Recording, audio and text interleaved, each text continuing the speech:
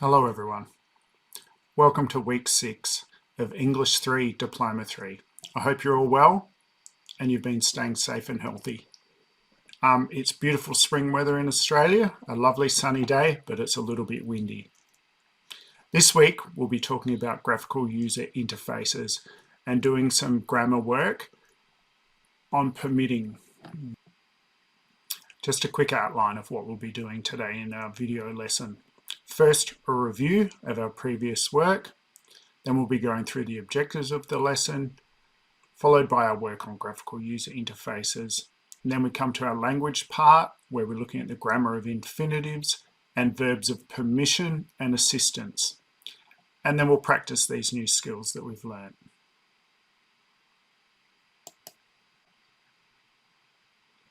First, in the comments section of the YouTube video, can you do the following?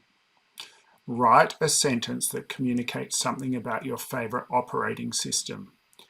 Use a preposition and an ing verb or a gerund in your sentence. Your favorite operating system might be Windows, Mac OS, Android, or many of the other that are available. Remember that a preposition is a word that tells you where or when something is in relation to something else.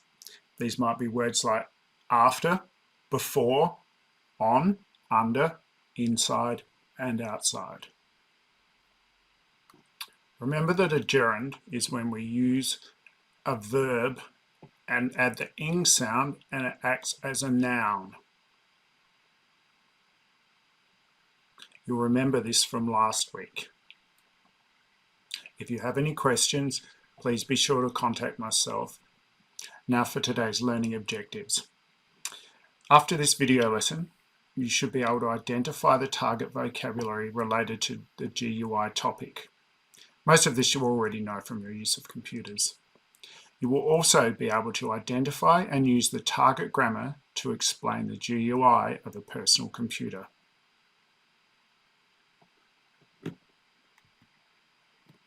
Now, once again, our online learning protocols. Remember at the practicum that you need to be involved. If you want to learn and get the most out of this subject, it's really important that you've done your homework, that you keep your camera on, you're ready to share your screen, and you listen for your name and be ready to answer.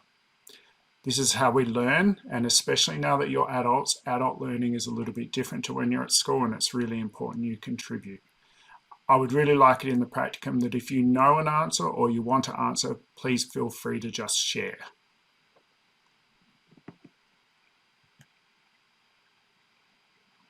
Have a look at the screen there. I know it's a little bit blurry, but that's a picture of a Windows desktop. Most of you will be familiar with this.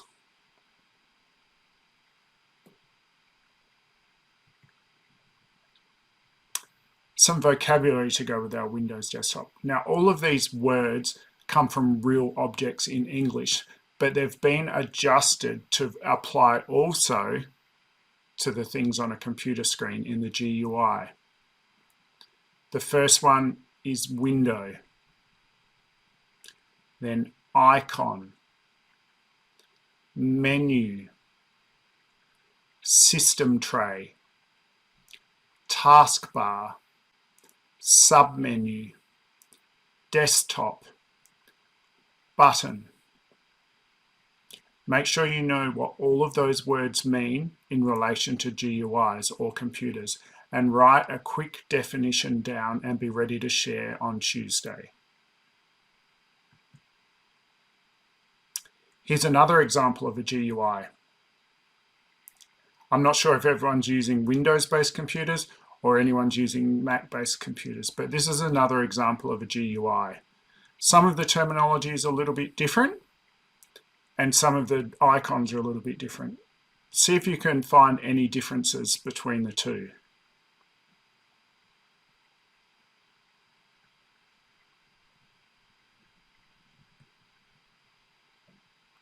Okay, another thing to write under our YouTube video in the comments section.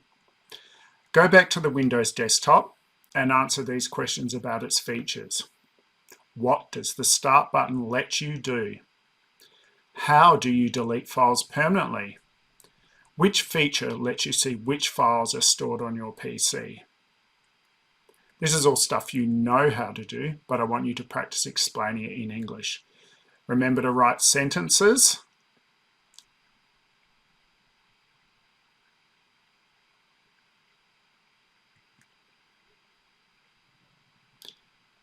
Here's some explanations and some definitions about computer desktops. File Explorer, or My Computer. This lets you browse the files stored on your PC. Move the mouse pointer over the icon and double-click the left mouse button and a new window will open with the File Explorer interface. Here you can navigate to see your hard disk. On all versions of Windows, you can also press the Windows key plus E key on your keyboard and File Explorer will open. The internet connection helps you get on the internet. You may also have an icon for the Microsoft network, an internet service you can subscribe to.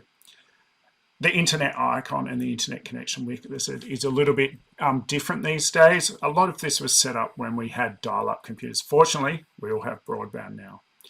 You might notice that these are the same as giving instructions that we did a couple of weeks ago. The same way we explain how to do things.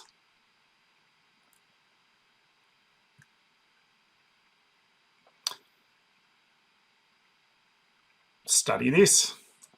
New displays and tools in graphical user interfaces are designed to make your computing tasks easier.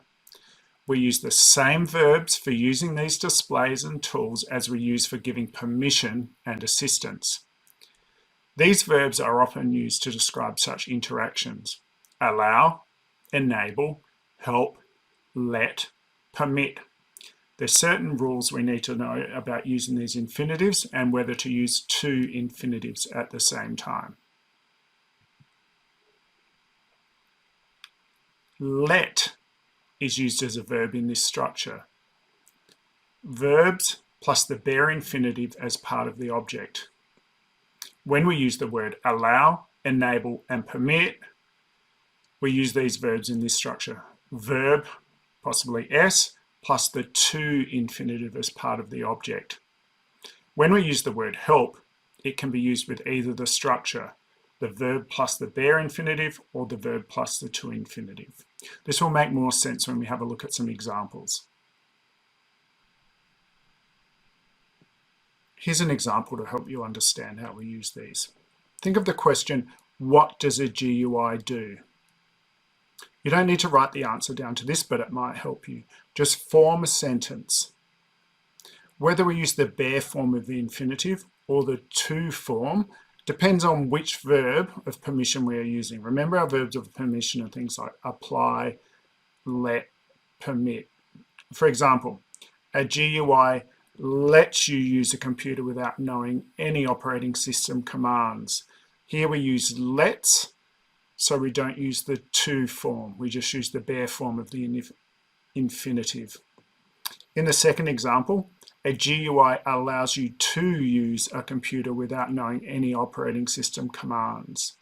In this second example, we use the to form of the infinitive. Both of these sentences are saying essentially the same thing, but in a different way. Let's is probably a little bit more informal and allows is a little bit more formal. Here are some more examples to help you understand. Clicking on the button lets me open the application. Because we're using the verb lets, we don't need the to form of the infinitive. It stays by itself. In the second example, we have voice recognition software enables users to access computers. Because we have the verb enables, we need the to form of the infinitive.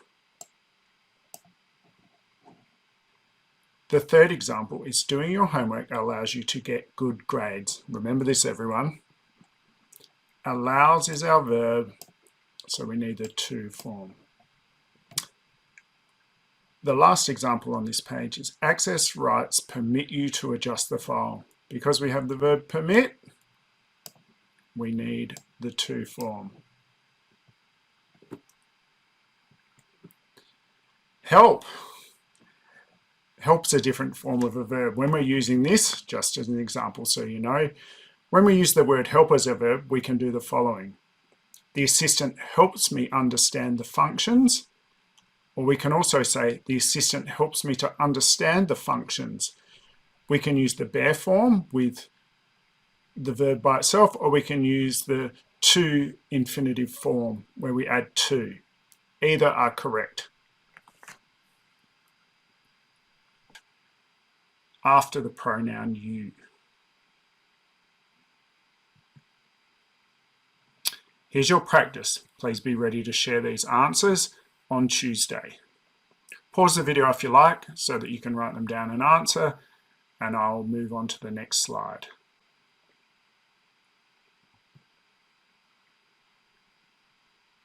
Practice 2 is we're looking for errors. Find the error in the following sentences. Please read them and say them aloud while you're doing it and see what makes sense, and then answer A, B, C, or D.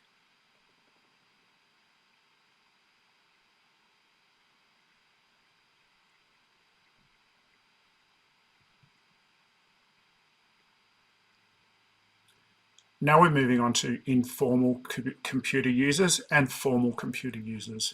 The reason why we're doing this comparison is that sometimes we use formal language and informal language and in different situations, and some will be reflected on what we're using. If you have a look in this picture, we've got informal computer users, people that are using their computers informally. Now, if you look at the lady using her computer on the bed, she might actually be in a formal situation now because she might be working from home or studying from home like you're doing. But generally, informal means we're not using it for work. As opposed to formal computer users that are using theirs for online study or for their business.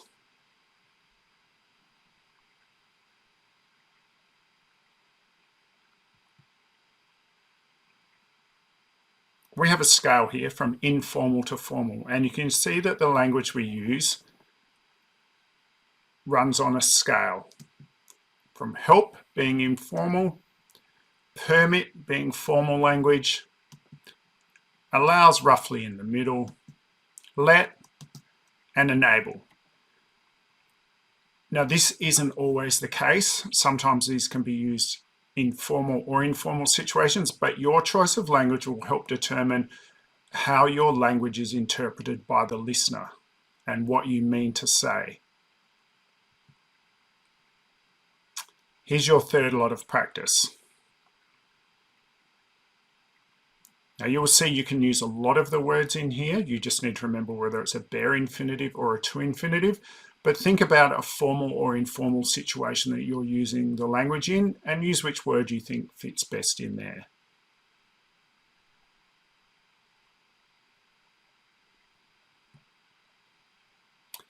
On Tuesday, we'll be doing some more grammar practice on our GUI. Please do your homework beforehand. You guys know how this works now. Our next video will be the interview of former students. Hopefully not giraffes, although they're very nice to look at. Here's the references for this week. I hope you all have a good weekend. If you haven't done this before the weekend, otherwise I'll see you on Tuesday, and make sure you stay safe. I'll see you then. Goodbye.